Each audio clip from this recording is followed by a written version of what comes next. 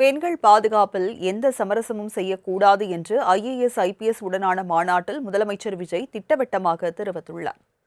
இதுகுறித்து வெளியான செய்திக்குறிப்பில், மனு வாங்குவது மட்டும் ஆட்சித் தலைவர்களின் வேலையல்ல, தொடர் கண்காணிப்பு மிகவும் முக்கியம் என்று அறிவுறுத்தியுள்ளார்.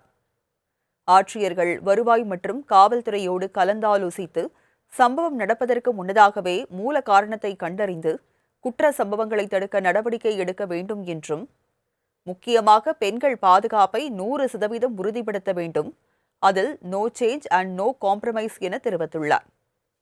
மாணவர்கள் மற்றும் குழந்தைகளின் பாதுகாப்பில் முக்கிய கவனம் செலுத்த வேண்டும் என்றும், ஒவ்வொரு பள்ளிக்கும் அருகிலுள்ள கடைகளில் போதைப் பொருட்கள் விற்கப்படுகிறதா என கண்காணிக்க வேண்டும், அரசு அலுவலகங்களில் ஆய்வு செய்வதற்கு அமைச்சர்கள் மற்றும் சட்டமன்ற உறுப்பினர்கள் வரும்போது அவர்களுக்கு ஒத்துழைப்பு கொடுக்க வேண்டும் என்றும், ஆட்சியர்கள் மற்றும் மாவட்ட காவல் கண்காணிப்பாளர்கள் தனிநபர்கள் தலையீடு இன்றி விதிகளுக்கு உட்பட்டு சுதந்திரமாக செயல்படலாம் என்றும், சாதி அடிப்படையிலான பாகுபாடு மற்றும் வன்முறைகளுக்கு எதிராக உறுதியான நடவடிக்கை எடுக்கப்பட வேண்டும் என்றும் அறிவுறுத்தியுள்ளார்.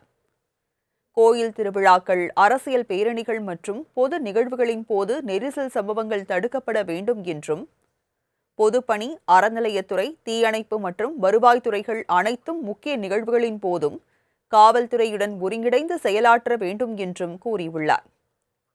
பெண்களுக்கு எதிரான குற்றங்கள் மற்றும் போக்சோ வழக்குகளில் எஃப்ஐஆர் பதிவில் தாமதம் ஏற்படுவதை சகிக்கவே கூடாது, பள்ளிகள் மற்றும் கல்வி நிறுவனங்கள் பெண் குழந்தைகளுக்கு எதிரான புகார்களை மறைக்கவோ தாமதமாக அனுப்பவோ கூடாது என்று தெரிவித்துள்ளார்.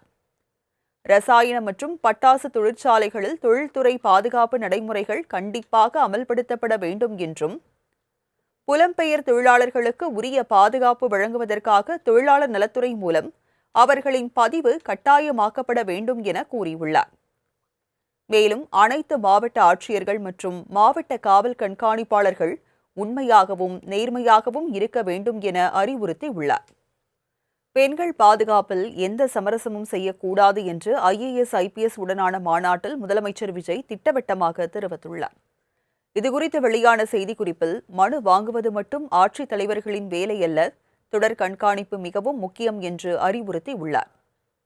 ஆட்சியர்கள் வருவாய் மற்றும் காவல்துறையோடு கலந்தாலோசித்து சம்பவம் நடப்பதற்கு முன்னதாகவே மூல காரணத்தை கண்டறிந்து குற்ற சம்பவங்களை தடுக்க நடவடிக்கை எடுக்க வேண்டும் என்றும், முக்கியமாக பெண்கள் பாதுகாப்பை 100% உறுதிப்படுத்த வேண்டும், அதில் no change and no compromise என தெரிவித்துள்ளார்.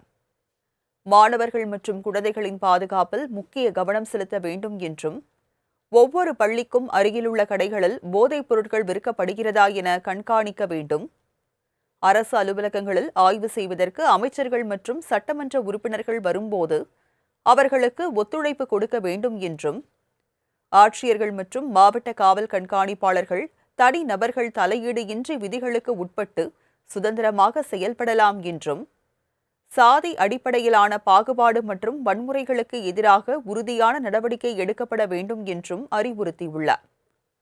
கோயில் திருவிழாக்கள், அரசியல் பேரணிகள் மற்றும் பொது நிகழ்வுகளின் போது நெரிசல் சம்பவங்கள் தடுக்கப்பட வேண்டும் என்றும், பொதுப்பணி, அறநிலையத்துறை, தீயணைப்பு மற்றும் வருவாய்த்துறைகள் அனைத்தும் முக்கிய நிகழ்வுகளின் போதும் காவல்துறையுடன் ஒருங்கிணைந்து செயலாற்ற வேண்டும் என்றும் கூறியுள்ளார்.